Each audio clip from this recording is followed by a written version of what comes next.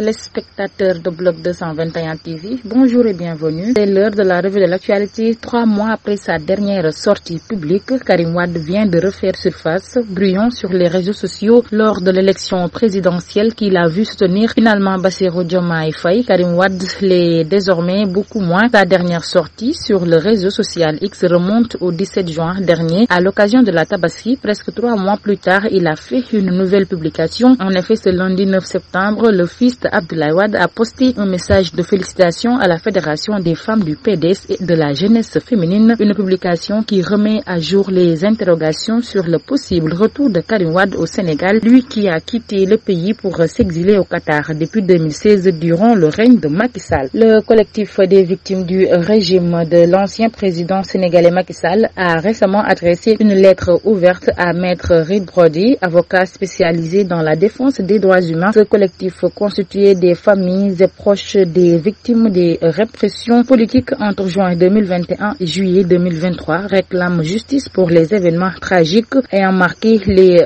dernières années du mandat de Macky Sall. Dans cette lettre, le président du collectif Boubacar Seye évoque un bilan lourd. Plus de 80 morts ont été recensés lors des manifestations politiques, des dizaines de disparus introuvables et des milliers de détentions arbitraires. Ces violences survenues lors de manifestations contre le pouvoir en place auraient poussé de nombreux jeunes Sénégalais à tenter de fuir le pays au péril de leur vie. Face à ces accusations, le collectif demande que Macky Sall soit extradé et jugé pour crimes contre l'humanité conformément aux lois internationales, notamment le statut de Rome de 1998, la Convention des Nations Unies contre la torture et la Convention de Palerme. Le Premier ministre Ousmane Sonko avait annoncé le lancement de la reddition des comptes au courant de cette semaine et visiblement le lancement est effectif. Dans ce cadre, Abdoulaye Seydou Sow, qui devait voyager avec l'équipe du Sénégal de football comme membre de la fédération FSF, a été empêché, mais cette décision n'est pas approuvée par tout le monde. Alioune Tine, membre de la société civile et fondateur de Africa Jom Center, juge que seul un juge devrait ordonner la rétention de Abdoulaye Sow sur le territoire. Pour lui, l'exécutif devrait régler d'autres problèmes plus importants. L'ex-commissaire Cheikhna Keita ne connaît pas encore son sort, arrêté vendredi dernier par la division des investigations criminelles sur ordre de conduite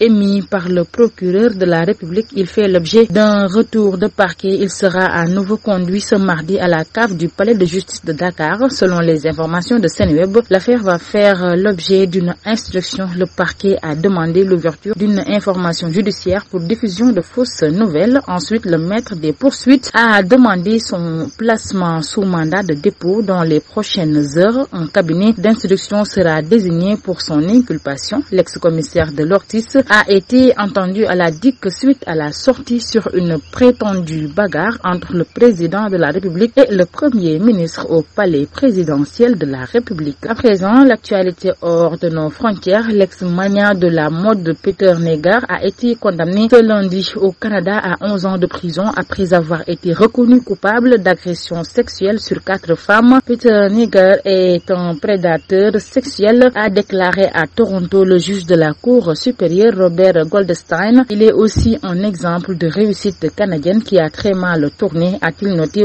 ajoutant qu'il a utilisé sa richesse et son pouvoir pour commettre 4 agressions sexuelles. 2 Pakistanais ont été condamnés ce lundi par contumace aux Pays-Bas à des peines de 14 ans et 4 ans de prison pour incitation au meurtre du dirigeant d'extrême droite islamophobe néerlandais Geert Wilders. Mohamed Ashraf Jalali, leader religieux de 56 ans, a écopé de 14 ans de prison pour incitation et menace d'assassinat contre Geert Wilders dans les 2 cas avec une intention terroriste selon un communiqué du tribunal. Saad Hussein Rizvi, 29 ans, chef parti d'extrême droite pakistanais TLP, lui a été condamné à 4 ans de prison pour incitation au meurtre et de menace de meurtre. En sport, ce fut compliqué, mais le Sénégal s'est rassuré 3 jours après avoir été accroché par le Burkina Faso 1 but partout. Les Lions de la Teranga ont assuré l'essentiel et rien de plus en s'imposant au Burundi 1-0 ce lundi à l'occasion de la deuxième journée des qualifications pour la Coupe d'Afrique des Nations 2025. Sur penalty, Sarr 71e a inscrit l'unique but de la rencontre. En attendant Burkina Faso, Malawi ce mardi, les Sénégalais prennent la tête du groupe. C'était tout pour aujourd'hui. Nous vous donnons rendez-vous très prochainement, mais d'ici là, restez avec nos programmes.